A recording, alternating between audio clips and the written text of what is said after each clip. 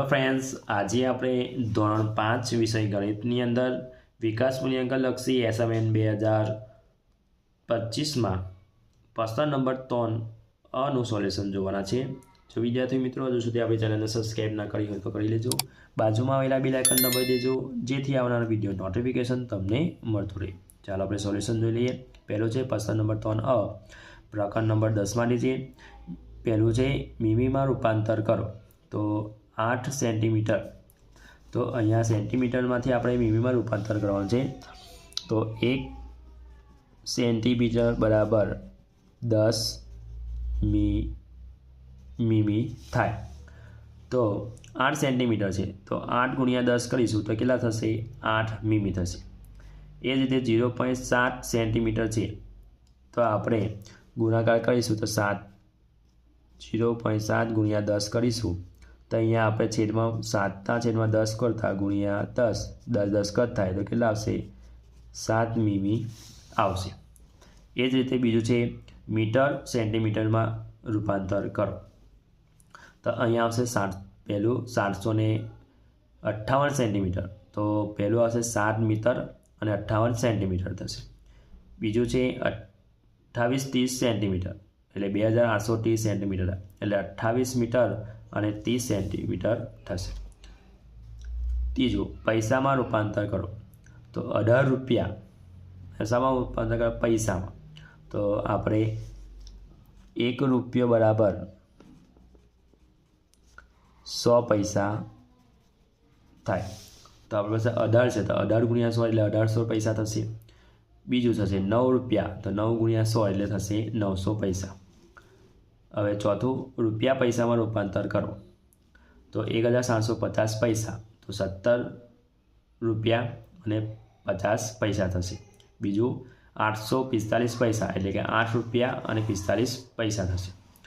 પાંચમું છે શબ્દોમાં લખો, તો 0.08, તો જવાબ હશે 8 શતાંશ। બીજું છે 3.57, તો 3.57 શતાંશ।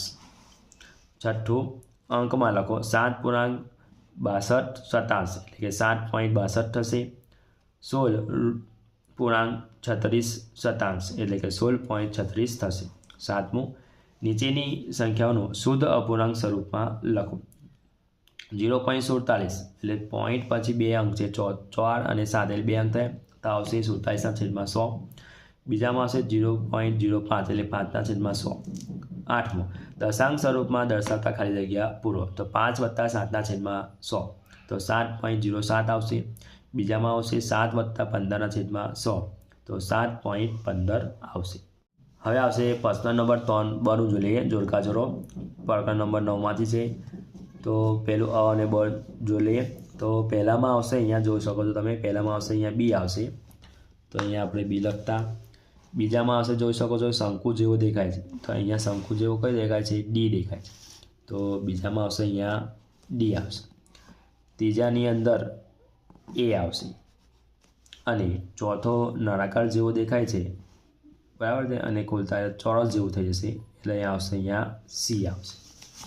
હવે બીજો જોઈએ જોડકો, નીચેના આપેલા ખોખાને તેમના આકાર સાથે જોડો, તો પહેલું અહીંયા છે, તો પહેલો એનો આકાર થશે અહીંયા સી થશે, તો એ સી આવશે।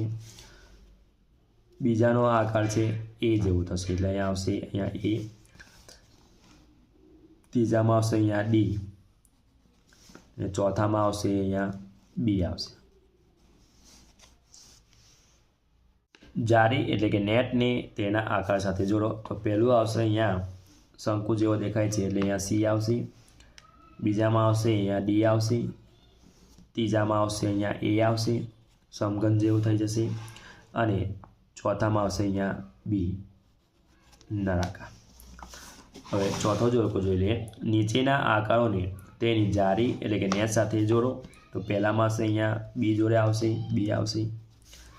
ત્રીજામાં સમઘન આપેલું છે એટલે કે અહીંયા સી આવશે। ત્રીજામાં આવશે અહીંયા ડી જેવું અને ચોથામાં આવશે એ આવશે। જો વિદ્યાર્થી મિત્રો આ મારો વિડીયો ગમ્યો તો લાઈક કરજો, તમારા ફ્રેન્ડ સાથે અચૂકથી શેર કરજો। હજુ સુધી આપણી ચેનલને સબસ્ક્રાઇબ ના કરી હોય તો કરી લેજો, બાજુમાં આવેલા બેલ આઇકન દબાવી દેજો જેથી આવનારા વિડીયો નોટિફિકેશન તમને મળતું રહે। Thank you.